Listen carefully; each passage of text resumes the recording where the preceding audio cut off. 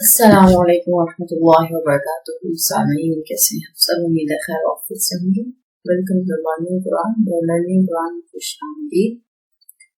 اور یہ ٹرانسلیشن کا سلسلہ ہے جو سورۃ انبیاء کی 10 آیات ہم نے کمپلیٹ کی تھی. نیکسٹ 11 آیت سے اسٹارٹ کرنے لگے. چلیے اسٹارٹ کرتے ہیں. بسم اللہ الرحمن الرحیم. شروع اللہ کے نام سے جو بڑا مہربان رحم کرنے والا.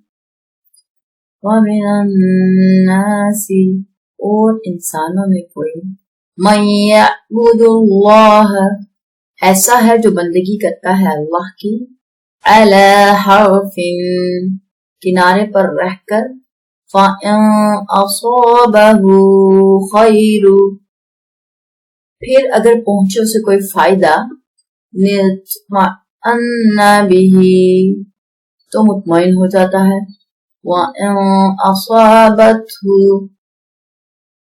اس کی وجہ سے اور اگر پہنچتا ہے اسے فِتْنَةُ کوئی فتنہ انقلب عَلَى وَجْهِهِ تو الٹا پھٹ جاتا ہے اپنے منہ کے بل. خَاسِرَ الدُّنْيَا وَالْآخِرَةِ گنوا دی اس دنیا بھی اور آخرت بھی. ذَلِكَ هُوَ الْخُسْرَانُ الْمُبِينُ یہی ہے کھلا گھاٹا. اب اس کا محاورہ ترجمہ دیکھتے ہیں.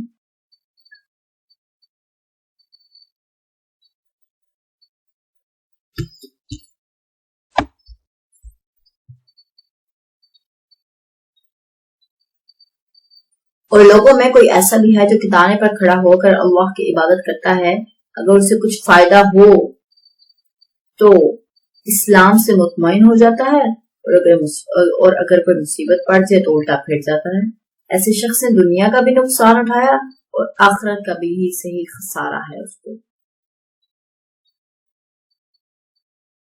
اب اس آیت کے جو شان نزول ہے تو حضرت ابن عباس رضی اللہ تعالیٰ عنہ اس آیت کے شان نزول یہ بتلاتے ہیں کہ کوئی آدمی مدینے میں آتا، مسلمان ہو جاتا، پھر اس کی عورت بچے جنتی اور اس کی گھوڑیاں بچے دیتی تو کہتا کہ یہ دین بڑا اچھا ہے. اور اگر اس کی عورت نہ جنتی اور گھوڑیاں بھی بچے نہ دیتی تو کہتا یہ دین بڑا خراب ہے. عام طور پر عرب بدوؤں کا یہی انداز ہوتا تھا. یعنی کہ اس آیت میں اللہ پاک یہ فرما رہے ہیں کہ کچھ لوگ ایسے بھی ہیں جو اللہ کی عبادت کرتے ہیں اور وہ اس وقت عبادت کرتے ہیں جب انہیں کچھ فائدہ ہوتا ہے. اگر اسے کچھ فائدہ ہو تو وہ مطمئن ہو جاتے ہیں، ہاں یہ اسلام بڑا ٹھیک ہے، اللہ نے بہت بہترین کر دیا. اور اگر کوئی مصیبت پڑ جاتی ہے تو وہ پھر جاتے ہیں، وہ سب کچھ چھوڑ دیتے ہیں. ٹھیک ہے، تو وہ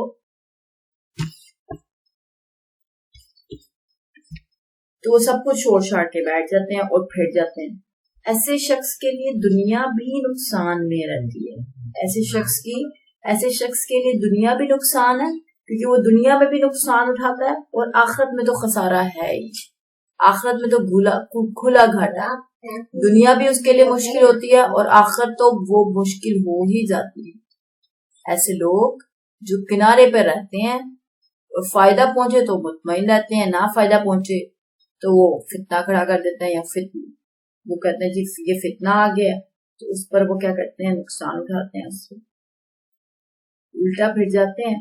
اور دنیا میں بھی ان کے لیے نقصان ہے، دنیا میں بھی ان کی جو زندگی ہے وہ نقصان دہ ہے، اور آخرت میں تو ایسے لوگوں کے لیے خسارہ ہی خسارہ ہے. نیکسٹ آیت دیکھتے ہیں. یدعو پکارتا ہے من دون اللہ کے سوا ما لا یضرہ ان کو جو نہ نقصان پہنچا سکتے ہیں اسے، وما لا ینفعہ اور انہیں جو نہ نفع پہنچا سکتے ہیں اسے. ذالک ہوا یہی ہے، والضلال البعید گمراہی پرلے درجے کی.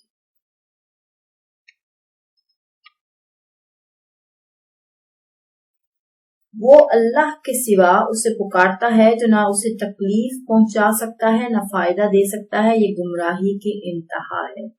مشرکین مکہ کی بات ہو رہی ہے کہ وہ بتوں کی پوجا کرتے تھے اور وہ اللہ کے سوا یعنی کہ اللہ کا شریک ٹھہراتے تھے بتوں کو، جو نہ تو انہیں کوئی تکلیف دے سکتے ہیں نہ ہی انہیں فائدہ دے سکتے ہیں. اور یہ گمراہی کی انتہا قسم کی گمراہی ہے. یدعو لمن ضروہ، پکارتا ہے وہ اسے جس کا نقصان اقرب زیادہ قریب ہے، من نفعہ اس کے فائدے سے، لبئس المولا کیا ہی برا ہے آقا، ولبئس العشیر اور کیا ہی برا ہے رفیق.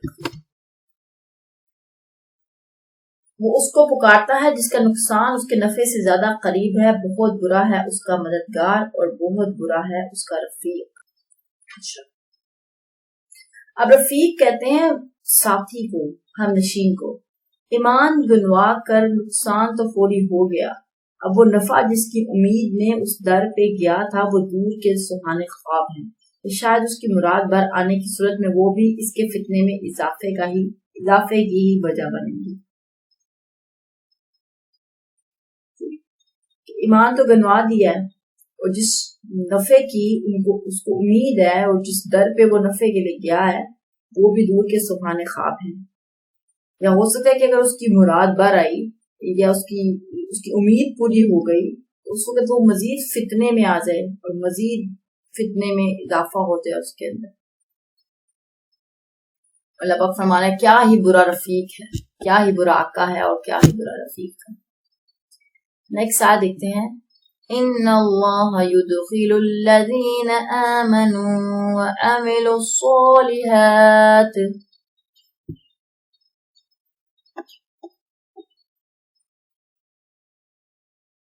یقیناً اللہ داخل کرے گا ان لوگوں کو جو ایمان لائے اور کیے انہوں نے نیک عمل. جنت تجری من تحتها الانہار، ایسی جنتوں میں کہ بہ رہی ہوں گی ان کے نیچے نہریں. ان اللہ یفعل ما یرید، بے شک اللہ کرتا ہے جو چاہتا ہے. اور جو لوگ ایمان لائے اور نیک عمل کیے یقیناً اللہ انہیں ایسے باغات میں داخل کرے گا جن میں نہریں بہ رہی ہوں گی. بلا شبہ اللہ جو چاہے وہ ہی کرتا ہے. یعنی اللہ پاک اپنی نوازشات اور رحمتوں میں جس قدر چاہے اضافہ فرما سکتے ہیں. کن لوگوں کو یہ بشارت دی جا رہی ہے، کن لوگوں کو یہ خوشخبری دی جا رہی ہے جو ایمان لائے. پہلا پارٹ کیا؟ ایمان لانا. جو ایمان لائے اور جنہوں نے نیک اعمال کیے، جنہوں نے نیک عمل کیے، وہ ایسی اللہ پاک ان کو ایسی جنتوں کی بشارت دے رہے ہیں، ایسے باغات کی بشارت دے رہے ہیں اللہ پاک جن میں نہریں بہ رہی ہوں گی. اور اللہ کی ذات جو چاہتی ہے کرتی ہے. اس مراد یہ ہے کہ اللہ تعالیٰ اپنی نوازشات اور رحمتوں میں اس سے بھی زیادہ اضافہ کر سکتے ہیں، اس سے بھی زیادہ جتنا چاہیں اضافہ کرتے ہیں. اللہ تعالیٰ کی ذات اور اللہ کی رحمت کے خزانے تو لامحدود ہیں. اللہ پاک ہم سب کو جنت کے باغات کی خوشخبری عطا فرمائے. آمین. من کان یظن، جو شخص رکھتا ہے یہ گمان، ان ینصرہ اللہ، کہ ہرگز نہیں مدد کرے گا اللہ اس کی، فی الدنیا والآخرۃ، دنیا میں اور آخرت میں، فلیمدد، اسے چاہیے کہ چڑھ جائے بسبب الی السماء، ایک رسی کے ذریعے آسمان تک، ثم لیقطع، اور کاٹ ڈالے، فلینظر هل، پھر دیکھے کیا، یذہبن کیدہ، کیا دور کرتی ہے اس کی یہ تدبیر، ما یغیظ، اس چیز کو جو اسے ناگوار ہے. اب اس کا بڑا محاورہ ترجمہ دیکھتے ہیں. جو شخص خیال کرتا ہو کہ اللہ تعالیٰ دنیا اور آخرت میں اس کی مدد نہیں کرے گا اور دوسروں کی طرف رجوع کرے، اسے چاہیے کہ آسمان تک ایک رسی لٹکائے، پھر اسے کاٹ ڈالے اور دیکھے کیا اس کی یہ تدبیر اس چیز کو دفع کر سکتی ہے جو اسے غصہ دلاتی ہے. آیت نمبر 11 میں، آیت نمبر 11 میں ہم نے پڑھی ہے کہ اس شخص کی حالت بیان کی گئی ہے. اللہ پاک فرما رہے ہیں جو کہ کفر اور اسلام کے کنارے کھڑا رہ کر اپنے مفادات کو دیکھتا ہے، جدھر سے مفادات نظر آئے ادھر ہی لڑک جاتا ہے. اس کا ایمان اسے اس قابل نہیں بناتا کہ مشیت الہی پر راضی رہے. اسے اللہ پاک یہ تجویز پیش کر رہے ہیں، اسے یہ تجویز پیش کی گئی ہے کہ آسمان تک رسائی کی کوشش کر کے دیکھے، پھر اس تقدیر الہی کو کاٹ کر رکھ دے جس کی وجہ سے وہ پیچ و تاب کھاتا پھرتا ہے. اصل میں یہ ایک محاورہ ہے جس کے مفہوم یوں سمجھ سکتے ہیں کہ جو اس سے بن آئے کر دیکھے. اللہ پاک نے پہلے اس شخص کے بارے میں کہا کہ حالت بیان کی، اس شخص کے بارے میں فرمایا کہ جو کفر اور اسلام کے کنارے پر صرف اپنے مفادات کو دیکھتا ہے، جہاں صرف اپنا کوئی فائدہ نظر آتا ہے تو وہ اللہ کے آگے جھک جاتا ہے، جہاں اسے اپنا نقصان نظر آتا ہے وہاں وہ اسی وقت پھر جاتا ہے. ٹھیک ہے، اس کا ایمان اسے اس قابل نہیں بناتا، اس کا اتنا ایمان ہی نہیں ہے کہ وہ اللہ کی رضا میں راضی ہو جائے، کہ وہ اللہ کی رضا میں راضی رہے. تو اللہ پاک اس کو یہ تجویز پیش کرنا ہے کہ اگر تمہیں اتنا ہی ہے، تم اتنے پیچ و تاب کھاتے رہتے ہو، تم اتنے غصے کے اندر رہتے ہو میری تقریر سے یا میرے کاموں سے، تو تم آسمان تک پہنچنے کی کوشش کرو، اور تقدیر الہی ہے جو میں نے تقدیر لکھی ہے تو اس کو کاٹ کرنے کی کوشش کر کے دکھا دو. ہو سکتا ہے اس چیز سے جو تمہارے پیچ و تاب ہے اور جو تم غصہ کرتے ہو، شاید اس کی وجہ سے کوئی تمہاری کمی آ جائے اس کے اندر، شاید کوئی چیز یہ والی تدبیر اس چیز کو دفع کر دے، اس چیز کو ختم کر دے. ٹھیک ہے، یعنی کہ جو تم سے بن آئے. ٹھیک ہے، جیسے کتنے ریئلسٹک لائف میں بھی سب چیزیں اپلائی ہوتے ہیں انسان کی. وَكَذَلِكَ أَنزَلْنَاهُ، اور اسی طرح نازل کیا ہے ہم نے قرآن کو، آیات بینات، کھلی کھلی نشانیوں کی صورت میں، وَأَنَّ اللَّهَ يَهْدِي مَن يُرِيدُ، اور یقیناً اللہ ہی ہدایت دیتا ہے جس کو چاہے. اس طرح کی واضح آیات سے ہم نے قرآن کو نازل کیا، اور اللہ تعالیٰ یقیناً ہدایت اسے ہی دیتا ہے جسے وہ چاہتا ہے. اللہ پاک نے کیونکہ اللہ تعالیٰ نے ہمیں بنایا نا، اللہ نے ہم انسان، اللہ نے ہمیں بنایا، تو اللہ تعالیٰ کو پتا ہے کہ ہم کس کس طرح کے مسٹیکس کر سکتے ہیں، کس کس طرح کے. تو اللہ تعالیٰ نے ہر چیز کو، کیونکہ ہم ریئل لائف کے اندر بھی اگر ہم امپلیمنٹ کریں تو اسی طرح ہی ہوتا ہے کہ انسان جب فیڈ اپ ہو جاتا ہے اپنی لائف کے اندر تو وہ سب کچھ چھوڑ دیتا ہے، اور جب وہ اس کو مطلب خوش ہوتا ہے تو وہ اللہ کے آگے جھکنا اس سے زیادہ بہتر لگتا ہے. ٹھیک ہے، تو اللہ پاک کیونکہ اللہ نے ہمیں تخلیق کیا، وہ ہمارے خالق ہیں، انہیں پتا تھا کہ ہمیں کس طرح کے ہم مسٹیکس ہے، کس طرح کے فیس کر سکتے ہیں چیزوں کو، کس طرح سے فیڈ اپ ہو سکتے ہیں. تو اللہ پاک ایک چیز کو، قرآن پاک کو کھول کر اللہ پاک اپنی آیتوں میں، اللہ پاک قرآن پاک کو واضح آیات سے اللہ پاک کلیئرلی ہر چیز کا ہمیں بیان فرماتے ہیں. اللہ پاک اسی کو ہدایت دیتے ہیں جو ہدایت جسے چاہتے ہیں. اللہ تعالیٰ اس سے ہی ہدایت دیتا ہے جو ہر درم نہ ہو، جو ضدی نہ ہو، جو ہدایت کے طالب ہو. اللہ کی ذات ان کو ہدایت دیتے، جو ہدایت کے طالب ہو، جو ضدی نہ ہو، ان کو اللہ پاک ہدایت دیتی ہے. نیکسٹ آیت دیکھتے ہیں.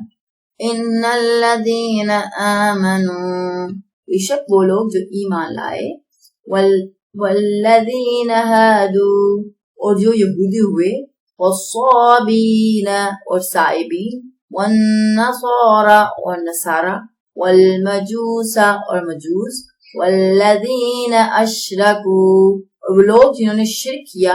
ان اللہ یفصل بینہم، بے شک اللہ فیصلہ فرمائے گا ان سب کے درمیان.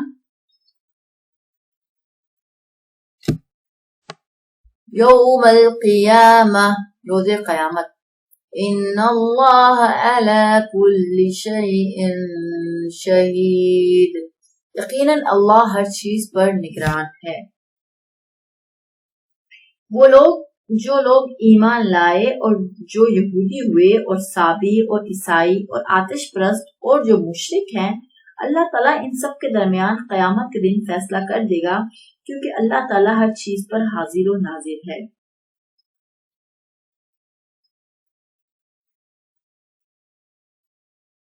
جو لوگ ایمان لائے یعنی حضرت موسیٰ علیہ السلام پر ایمان والے بھی مسلمان ہی تھے. تھرڈ ون نیکسٹ ون کیا یوز ہوئے؟ جو یہودی ہوئے. خود نصارہ اپنے لیے مسیحی یعنی کرسچن کا لفظ استعمال کرتے ہیں، جبکہ حضرت یعقوب جنہیں اسرائیل بھی کہا جاتا ہے کے 12 بیٹے تھے جو کہ بنی اسرائیل کے لائے. ان کے ایک بیٹے غالباً بڑے کا نام یہوذا تھا. بعد میں اسی قبیلے کے نام پر حضرت موسیٰ کے پیروکاروں کو یہودی کہا جانے لگا. یہودی انہیں نصرہ کا بدعتی فرقہ کہتے تھے. نیکسٹ ہے صابی. صابی وہ ستارہ پرست لوگ تھے جنہوں نے حضرت ابراہیم علیہ السلام کو آگ میں جھونکا تھا. یہ لوگ حضرت نوح کے بعد آنے والے انبیاء کو نہ مانتے تھے، لہذا یہ لفظ بے دین کے معنی میں استعمال ہونے لگا. نیکسٹ ہے عیسائی اور آتش پرست. یہ بھی آتش پرست لوگ تھے. یہ بھی خود کو حضرت نوح کے پیروکار بتلاتے تھے. انہوں نے نیکی اور بدی کے علیحدہ علیحدہ خدا مقرر کر رکھے تھے. جو آتش پرست ہیں نا، انہوں نے مختلف قسم کے خدا کی یہ نیکی کا خدا، یہ برائی کا خدا، یہ اولاد دینے کا خدا، یہ خوراک کا خدا، انہوں نے مختلف خدا مقرر کر رکھے تھے.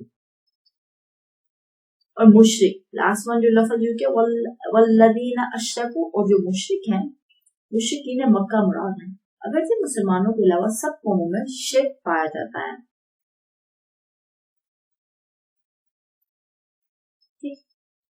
اب اللہ تعالیٰ کیا فرمانا ہے؟ اللہ تعالیٰ فرمانا ہے یہ جو جتنے یہودی ہیں، مسلمان ہیں، یہودی ہیں، صابی ہیں، عیسائی ہیں، آتش پرست اور مشرک ہیں، اللہ تعالیٰ ان سب کے درمیان قیامت کے دن فیصلہ کر دیں گے. یعنی کہ فیصلہ تو اللہ نے پہلے ہی کر دیا ہے، فیصلہ تو پہلے ہی ہو چکا ہوا ہوتا ہے، ٹھیک ہے، مگر اس دن ایسا فیصلہ ہوگا جسے فوری نافذ بھی کیا جائے گا. اللہ پاک نے جب انسان جب بچہ ماں کے پیٹ میں ہوتا ہے، اللہ اس کا رزق، اس کی عمر نیک ہوگا یا بد ہوگا، ٹھیک ہے، کتنی دیر زندہ رہے گا، یہ سب کچھ اللہ اس کی تقدیر ہوتی ہے وہ اللہ تعالیٰ نے پہلے ہی لکھی جا چکی ہوتی ہے. اللہ تعالیٰ ہم سب کو نیکوکاروں میں سے بنائے، آمین. تو فیصلہ تو ہو چکا ہے، لیکن جب قیامت کا دن لگے گا اس دن ایسا فیصلہ ہوگا جسے فوری امپلیمنٹیشن ہو جائے گی. یہاں پہ اللہ پاک ڈیسیژن لیں گے، یہاں پہ فیصلہ ہوگا، یہاں پہ امپلیمنٹ ہوگا. جنت جس نے جنت میں جانا ہوگا وہ جنت میں چلا جائے گا. جس کا اللہ پاک سب کو جنت میں بھیج دے، آمین. جو اپنے اپنے اعمال کے حساب سے سب کا فیصلہ ہوگا. الم تر ان اللہ یسجد، کیا نہیں دیکھتے تم کہ بے شک یہ اللہ ہی ہے کہ سجدہ کرتے ہیں. لہ من فی السماوات ومن فی الارض، جسے وہ سب جو ہے آسمانوں میں اور وہ بھی جو ہے زمین میں. والشمس والقمر، اور سورج اور چاند. والنجوم والجبال، اور ستارے اور پہاڑ.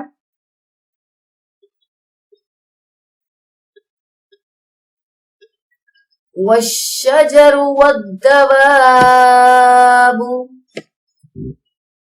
اور درخت اور جانور. وَكَثِيرٌ مِّنَ النَّاسِ، اور بہت سے انسان بھی. وَكَثِيرٌ حَقَّ عَلَيْهِ، اور بہت سے ایسے بھی ہیں کہ لازم ہو چکا ہے ان کے لیے العذاب، عذاب. وَمَن يُهِنِ اللَّهُ، اور جسے ذلیل کر دے اللہ. فَمَا لَهُ مِن مُكْرِمٍ، تو نہیں ہے اس کے لیے کوئی عزت دینے، تو نہیں ہے کوئی اس کے لیے عزت دینے والا. ان اللہ یفعل ما یشاء، بے شک اللہ کرتا ہے جو چاہتا ہے. کیا تم دیکھتے نہیں کہ جو کچھ آسمانوں میں ہے اور جو کچھ زمین میں ہے، اور سورج، چاند، ستارے، پہاڑ، درخت، چوپائے اور لوگوں کی ایک کثیر تعداد اللہ کے حضور سربسجود رہتے ہیں. اور بہت سے لوگ ایسے بھی ہیں جو عذاب کے مستحق ہو چکے ہیں، اور جسے اللہ ذلیل و خوار کرے اسے کوئی عزت دینے والا نہیں ہے. بلا شبہ اللہ وہی کچھ کرتا ہے جو وہ چاہتا ہے. اچھا، اکثر مفسرین نے اسے محفوظ لیا ہے کہ ان اشیاء کی ایسی حالت کی طرف اشارہ ہے جس کے تحت وہ اللہ تعالیٰ کی تقویض کردہ ڈیوٹی سے سر انحراف نہیں کرتے. مثلاً جیسے آگ کا کام ہے جلانا، تو کبھی وہ اپنے کام سے انکار نہیں کرتی، مگر ہم یہ سمجھتے ہیں کہ بات اتنی ہی نہیں بلکہ ان سب اشیاء کی عبادت کا حمد و ثنا بیان کرنے کا اور سجود کرنے کا کوئی طریقہ ضرور ہے، اور وہ طریقہ ہمارے فہم سے بالاتر ہے۔ اس کی تائید سورۃ بنی اسرائیل میں بھی ہم نے پڑھا ہے، جیسے ہر چیز اللہ کی تسبیح بیان کرتی ہے مگر تم ان کی تسبیح کو سمجھتے نہیں۔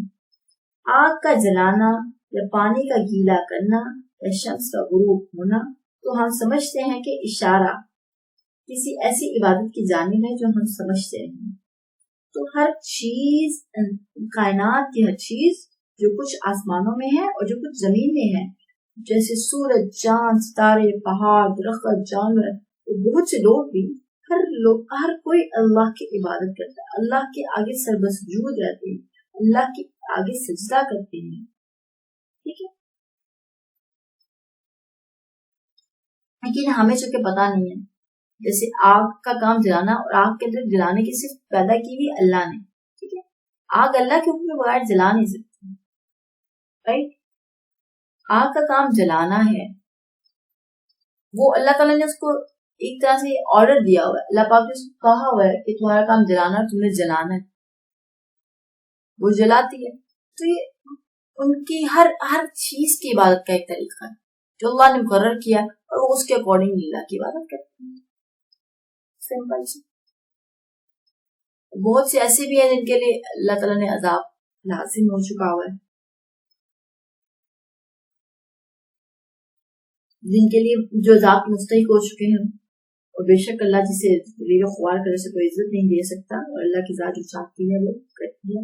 اس آیت پہ سجدہ ہے، سارے سامعین سے گزارش ہے کہ وہ لازمی اس پہ سجدہ کیجیے گا، اس آیت کے اوپر سجدہ ہے۔ ایک ساتھ دیکھتے ہیں، ہذان خصمان، یہ دو فریق ہیں جن کے درمیان، خصمان یہ دو فریق ہیں، اختصموا فی ربہم جن کے درمیان جھگڑا ہے اپنے رب کے معاملے میں، فالذین کفروا قطعت لہم، سو وہ لوگ جنہوں نے کفر کیا تراشے جا چکے ہیں ان کے لیے، ثیاب من النار لباس آگ کے، یصب من فوق رؤوسہم الحمیم اور ڈالا جائے گا ان کے سروں کے اوپر سے کھولتا ہوا پانی۔ یہ دو فریق ہیں جنہوں نے اپنے رب کے بارے میں جھگڑا کیا۔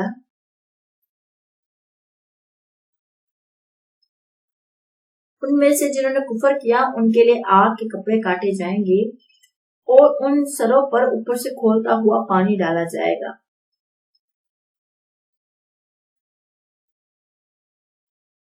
اچھا، اب دو فریق کون سے؟ ایک حق ہے، ایک باطل ہے، اہل حق اور اہل باطل کے جتھے آپس میں ہمیشہ کشمکش میں رہتے ہیں۔ یہ تو ازل سے ہی ہے اور ابد تک ہر حق اور باطل کی ایک جنگ ہے، وہ رہے گی، اور ہمیشہ جو جیت ہوتی ہے وہ حق کی اور سچ کی ہی ہوتی ہے، اور اللہ کی ذات حق ہے، اللہ کی بات سچ ہے، اللہ کی بات سب سے بڑی بات ہے، اور اللہ کی بات حق اور سچ ہے، ٹھیک ہے۔ اور ان میں باعث نزاع مسئلہ اللہ تعالیٰ کی ذات و صفات کی ہوتی ہے۔ جنگ بدر میں بھی یہی دو گروہ مدے مقابل ہوئے۔ حضرت قیس بن عبادہ رضی اللہ تعالیٰ کہتے ہیں کہ حضرت علی رضی اللہ تعالیٰ نے فرمایا، یوم قیامت میں سب سے پہلے رب کے سامنے دو زانوں ہو کر بیٹھ کر میں اپنا مقدمہ پیش کروں گا۔ قیس کہتے ہیں کہ یاد ان لوگوں کے سلسلے میں اتری یوم بدر مبارزت کے لیے نکلے، یعنی مسلمانوں کی طرف سے علی رضی اللہ تعالیٰ عنہ، حمزہ رضی اللہ تعالیٰ عنہ، عبیدہ رضی اللہ تعالیٰ عنہ، اور کافروں کی طرف سے شیبہ بن ربیع اور ولید بن عتبہ۔ بخاری میں یہ روایت ہے کہ حق اور باطل کی جو جنگ ہے نا، وہ جنگ بدر میں بھی ایک حق اور باطل کے بارے کی وجہ سے جنگ تھی، اور اس وجہ سے جنگ بدر میں دو گروہ مد مقابل ہوئے۔ حق اللہ کا گروہ، نبی صلی اللہ علیہ وسلم، اللہ اور اللہ کے نبی کی بات، اور جو باطل تھا، جو مشرکین تھے اور منافقین تھے، ان کے درمیان جنگ بدر میں جنگ ہوئی تھی، ٹھیک ہے۔ اب جو کفر کریں گے ان کے لیے आग के कपड़े काटे जाएंगे और उनके सरों के ऊपर से खोलता हुआ पानी डाला जाएगा। अल्लाह ताला हम सबको माफ फरमाए, हमें अल्लाह पाक मोमिनीन से और अपने पसंदीदा बंदों में से रखना। हमारे लिए अल्लाह पाक हिदायत के फैसले कर दीजिए। हिदायत देने वाली ज़ात अल्लाह की हमने आयत नंबर 16 में पढ़ा, वन्नल्लाह यहदी मन युरीद, और अल्लाह यकीनन हिदायत उसे ही देता है जिसे चाहता है। अल्लाह हम सबको, सुनने वालों को, हम सबको अल्लाह पाक हिदायत के फैसले कर दे हम सबके लिए। और जो लोग कुफ्र करके करेंगे उनके लिए आग के कपड़े काटे जाएंगे और उनके सरों पर से खोलता हुआ पानी डाला जाएगा। दूसरे मौके पर सतीजे में फरमा रहे हैं कि इनके लिबादे तारकोल के होंगे। अल्लाह तुम सबको माफ फरमा दे। अल्लाहुम्मा अजिरनी मिनन नार, अल्लाहुम्मा अजिरनी मिनन नार, अल्लाहुम्मा अजिरनी मिनन नार, अल्लाहुम्मा अजिरनी मिनन नार, अल्लाहुम्मा अजिरनी मिनन नार, अल्लाहुम्मा अजिरनी मिनन नार, अल्लाहुम्मा अजिरनी मिनन नार। हर फर्ज नमाज के बाद, स्पेशली फजर और मगरिब की नमाज फर्ज के बाद सब आप सबको अल्लाहुम्मा अजिरनी मिनन नार, जिसका मतलब है ऐ अल्लाह हम सबको, ऐ अल्लाह मुझे जहन्नम की आग से बचा लें, तो अल्लाह के साथ बचा लें हम सबको। ये कुफार के बारे में, उनका जिस तरह उनको अज़ाब दिया जाएगा इसके बारे में।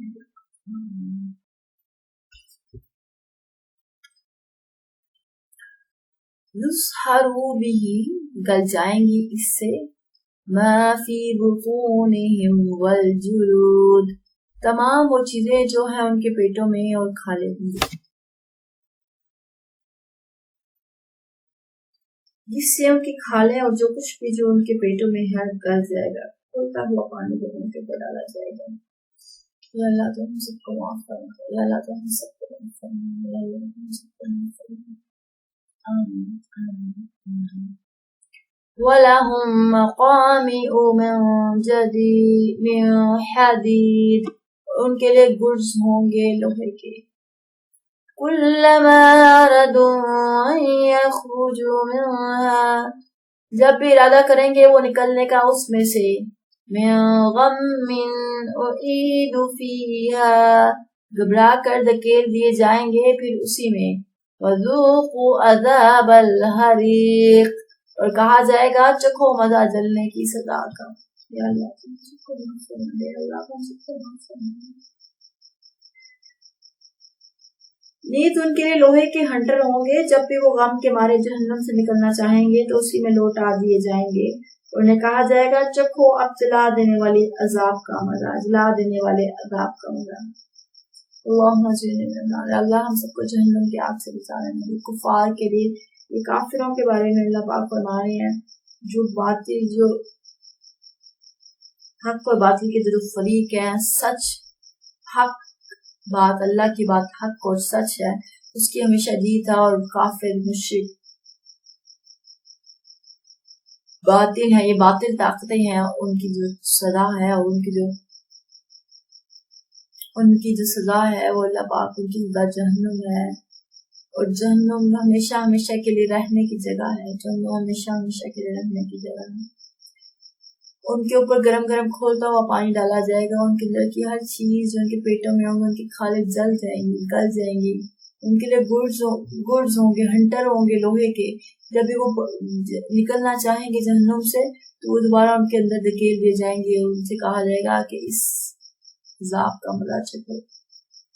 ऐ अल्लाह, ऐ समीउल अलीम, ऐ समीउल अलीम, ऐ समीउल अलीम। अल्लाह हम सब बहुत गुनहगार हैं, हम सबके गुनाहों को माफ फरमा दे अल्लाह।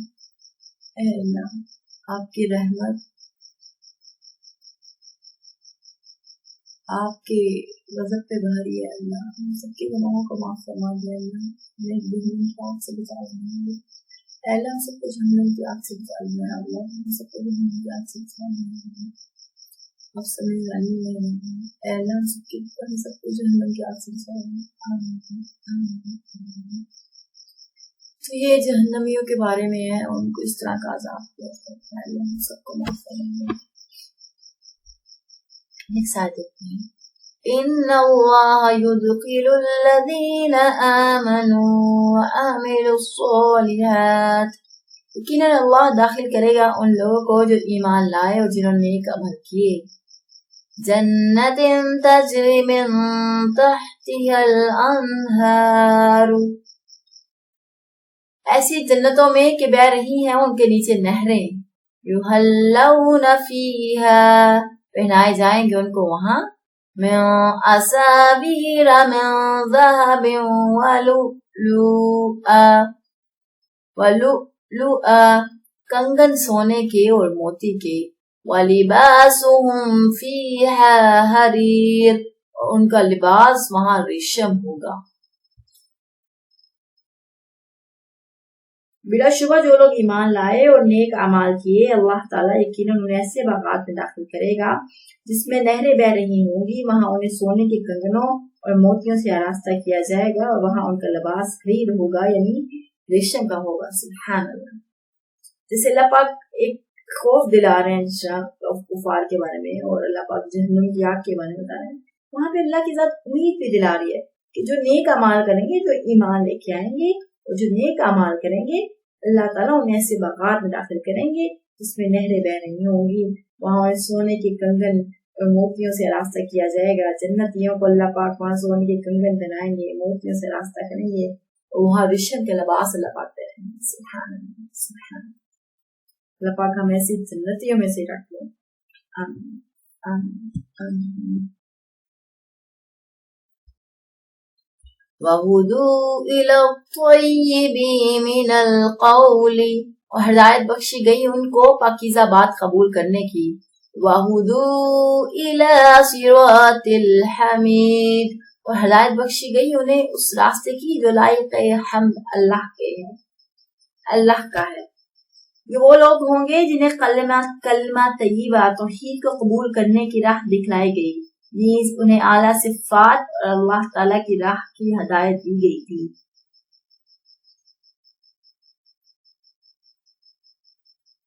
سبحان اللہ۔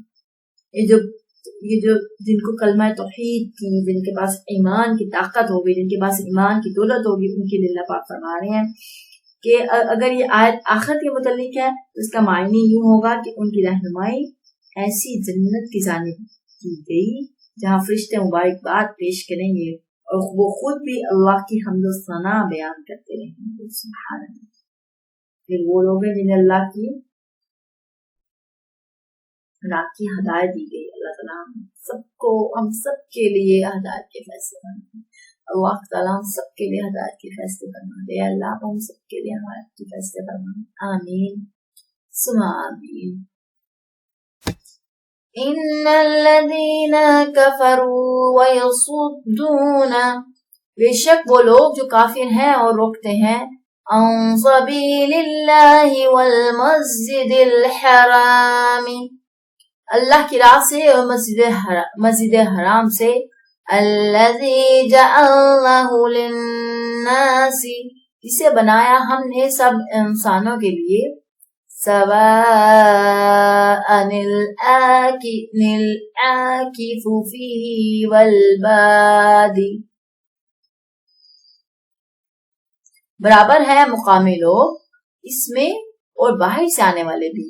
وَمَن يُرِدْ فِيهِ بِإِلْحَادٍ اور جو شخص بھی ارادہ کرے گا اسی میں راستے سے ہٹ کر، وَمَن يُرِدْ فِيهِ بِإِلْحَادٍ اور جو شخص بھی ارادہ کرے گا اس میں راستے سے ہٹ کر، بِظُلْمٍ نُذِقْهُ کسی قسم کے ظلم کا چکھائیں گے ہم اسے مزہ، من عذاب علیم دردناک عذاب کا۔ بلا شبہ جو لوگ کافر ہیں اور لوگوں کو اللہ کی راہ سے اور مسجد حرام سے روکتے ہیں، جس میں ہم نے وہاں کے باشندوں اور باہر سے آنے والوں کے لیے برابر کے حقوق رکھے ہیں، اور جو کوئی از راہ ظلم مسجد حرام میں کچھ بھی اختیار کرے ایسے لوگوں کو ہم المناک عذاب چکھائیں گے۔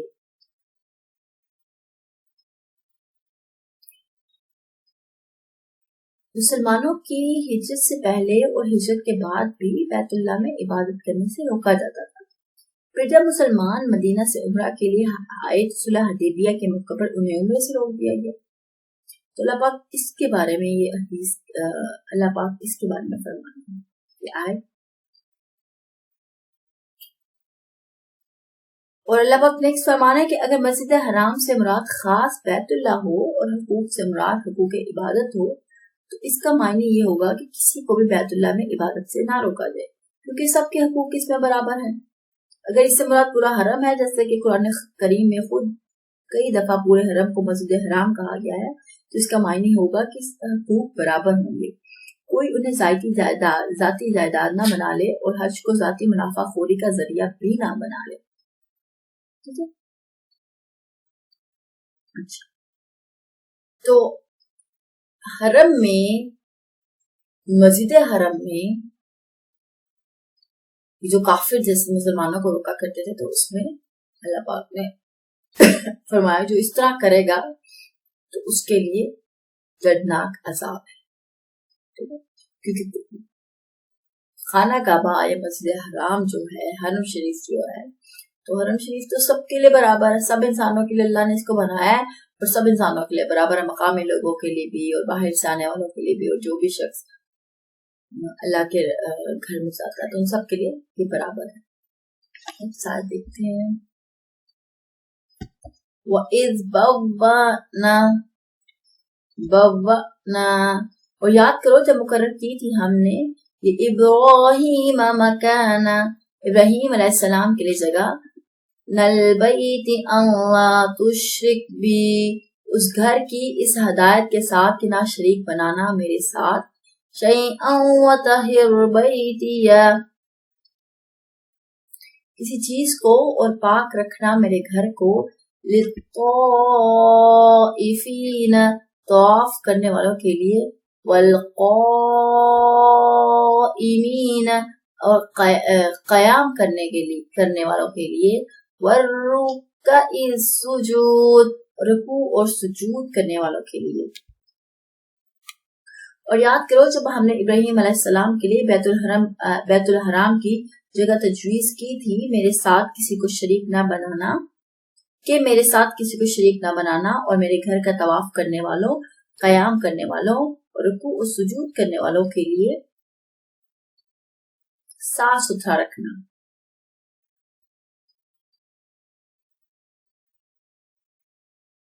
ٹھیک ہے، یہ گھر کو اللہ تعالیٰ نے حضرت ابراہیم علیہ السلام کے لیے جگہ مقرر کی تھی، اور اللہ پاک نے کہا تھا کہ اس گھر کو پاک اور صاف رکھنا ہے، ان لوگوں کے لیے جو طواف کرتے ہیں، ان لوگوں کے لیے جو قیام کرتے ہیں، ان لوگوں کے لیے جو رکوع سجود کرتے ہیں، اللہ پاک نے حضرت ابراہیم علیہ السلام کو ہدایت دی تھی۔ اور ماشاءاللہ آج بھی جو حرم شریف ہے اللہ پاک نے وہ پاک ہے، وہ صاف ہے، اور طواف کرنے والوں کے لیے اور قیام کرنے والوں کے لیے، رکوع سجود کرنے والوں کے لیے وہ حرم شریف اسی چیز کے لیے اللہ پاک نے بنایا تھا۔ یہ حضرت ابراہیم علیہ السلام نے کے لیے اللہ پاک نے جگہ مقرر کی تھی۔ وَأَذِّن فِي النَّاسِ بِالْحَجِّ يَأْتُوكَ، اور اعلان کر دو انسانوں میں حج کا، آئیں گے وہ تمہارے پاس، رِجَالًا پیدل چل کر، وَعَلَى كُلِّ ضَامِرٍ، اور دبلے دبلے اونٹوں پر، یَأْتِینَ جو چلے آ رہے ہوں گے، مِن كُلِّ فَجٍّ عَمِیقٍ تمام دور دراز راستوں سے۔ نیز یہ کہ لوگوں میں حج کا عام اعلان کر دو کہ وہ تمہارے پاس ہر دور دراز مقامات سے پیدل اور شدید بدن کے اونٹوں پر سوار ہو کر آئیں۔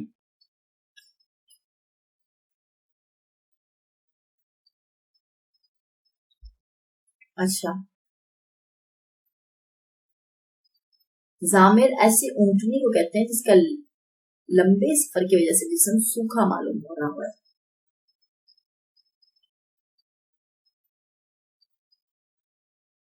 حضرت ابراہیم علیہ السلام کو اللہ پاک نے جب حکم دیا گھر بنانے کا، تو حضرت ابراہیم علیہ السلام نے اور اسماعیل علیہ السلام ان کے جو بیٹے تھے، ان دونوں نے مل کے گھر بنایا، اللہ کا گھر تعمیر کیا، خانہ کعبہ کو تعمیر کیا اللہ کے حکم سے۔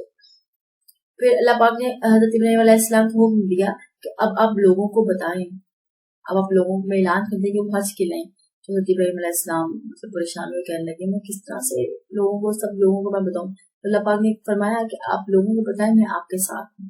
پھر اللہ پاک نے پھر حضرت ابراہیم علیہ السلام نے لوگوں کو کہا، حج کا کہا تو حج کی دعوت دی، تو اللہ پاک نے ان سب کے دلوں میں ایسے ڈال دیا کہ اللہ پاک یہاں پہ بھی فرما رہے ہیں کہ جب آپ اعلان کریں گے حج میں تو وہ تمہارے پاس پیدل بھی چل کے آئیں گے، کوئی دور دراز سے اونٹوں پہ بھی چل کے آئیں گے، دور دراز کے راستوں سے بھی آئیں گے.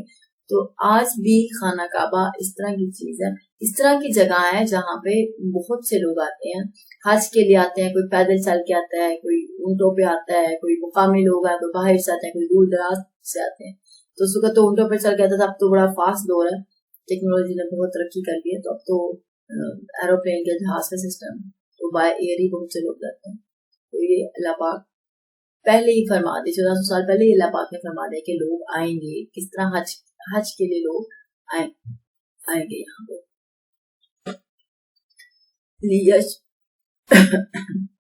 لِيَشْهَدُوا مَنَافِعَ لَهُمْ، تاکہ دیکھیں وہ ان فوائد کو جو ان کے لیے ہیں حج میں. وَيَذْكُرُوا اسْمَ اللَّهِ فِي أَيَّامٍ مَّعْلُومَاتٍ، اور لے اللہ کا نام چند مقررہ دنوں میں. عَلَىٰ مَا رَزَقَهُمْ، ان جانوروں پر جو بخشے ہیں اللہ نے انہیں. من بہیمۃ الانعام، اس قسم مویشی. فَقُولُوا مِنْهَا وَأَطْعِمُوا، پھر کھاؤ تم خود بھی اس میں سے اور کھلاؤ. البائس الفقیر، بھوک کے مارے محتاجوں کو بھی.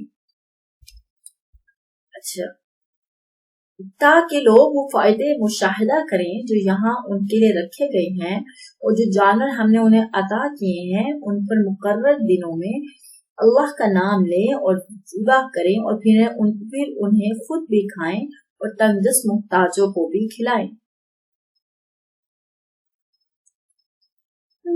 اچھا، اس کے اندر اللہ پاک کیا فرما رہے ہیں کہ حج کے فوائد اللہ پاک بتا رہے ہیں. حج کے بے شمار فوائد ہیں. مثلا نمبر 1، جیسے مسلمانوں کو ایک مرکز میسر آ گیا جہاں سال میں کم از کم ایک دفعہ عالم اسلام کی اہم شخصیات بھی جمع ہوتی ہیں اور امت مسلمہ کی اہم شخصیات بھی جمع ہو اور امت مسلمہ کی رہنمائی کر سکیں. نمبر 2، اس حج کی وجہ سے مکہ عالمی منڈی بن گیا. قریش کے تجارتی قافلے بلا روک ٹوک چلتے. حج کے دوران بھی اللہ تعالیٰ نے تجارت سے منع نہیں فرمایا اور امن و امان کا خطاب میسر آ گیا. اس کے علاوہ دیگر بے شمار فائدہ جس کا یہاں احاطہ بہت مشکل ہے کہ ہم یہاں پہ احاطہ اس کا نہیں کر سکتے. ٹھیک ہے. اچھا، حج کے فائدوں میں سے ایک یہ بھی فائدہ ہے کہ جو حج کرتا اللہ پاک اس کے سارے گناہ معاف فرما دیتے ہیں، اس کے اوپر رحمت نازل ہوتی ہے اللہ کی، جو بھی اللہ کے گھر جاتا ہے. اب یہاں پہ نیکسٹ اللہ پاک فرما رہے خاص مقرر دنوں میں. اب مقرر دنوں میں ذوالحجہ کے پہلے 10 دن مراد کے لیے، ٹھیک ہے، کیونکہ ذی الحج میں حج کیا جاتا ہے. ذوالحجہ ایک اس طرح کا مہینہ ہے جس جو حج کا مہینہ جسے کہا جاتا ہے.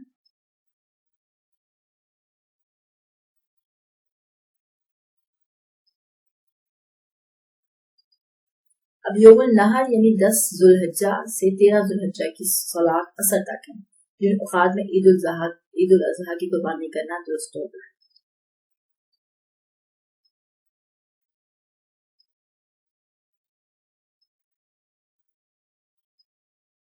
اچھا، نیکسٹ آیت دیکھتے ہیں.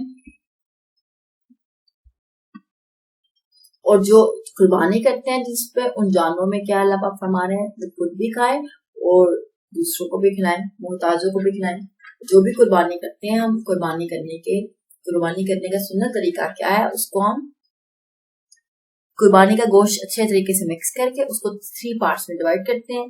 فرسٹ پارٹ جو ہوتا ہے وہ آپ کا اپنا حصہ ہوتا ہے، سیکنڈ پارٹ آپ کے رشتہ داروں کا، اور تھرڈ پارٹ جو تیسرا حصہ ہوتا ہے وہ غریبوں کا اور محتاجوں کا ہوتا ہے. جب بھی قربانی کرنی ہے تو اس کا طریقہ کار کیا ہے کہ گوشت کو مکس کرنا، اچھے طریقے سے سب کو ملا کے، سارے گوشت کو اچھے طریقے سے ملا کے اس کو 3 حصوں میں ڈیوائڈ کر دینا. اور جو پہلا حصہ ایک حصہ ہوتا ہے اپنے گھر کے لیے، یہاں پہ بھی اللہ پاک فرمانے کہ خود بھی کھاؤ اور بھوک کے مارے محتاجوں کو بھی کھلاؤ اور ان لوگوں کو بھی کھلاؤ جن کو نہیں ملتا، فقیروں کو، غریبوں کو تقسیم کرو. تو رشتہ داروں کا اپنا حصہ، رشتہ داروں کا حصہ اور غریبوں کا حصہ، یہ 3 حصے ہوتے ہیں جو بھی ہم قربانی کرتے ہیں، جو بھی ہم قربانی کرتے ہیں اللہ کی راہ میں جانور کو. ثم ليقضوا تففهم وليوفوا، پھر چاہیے کہ دور کریں اپنا میل کچیل اور پوری کریں نذورہم اپنی نظریں، وَلْيَطَوَّفُوا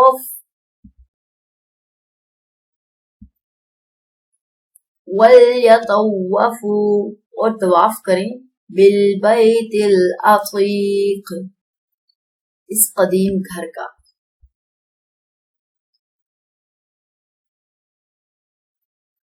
پھر اپنا میل کچیل دور کریں اور اپنی نظریں پوری کریں اور بیت العتیق یعنی بیت اللہ کا طواف کریں.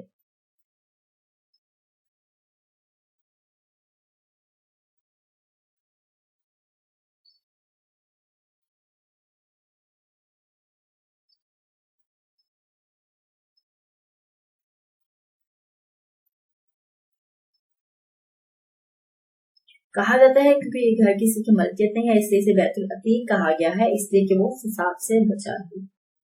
ٹھیک ہے، بیت اللہ کا طواف کریں، ایک حج کا ایک پروسیجر، مطلب اس میں کچھ پارٹس بیان کیے گئے ہیں.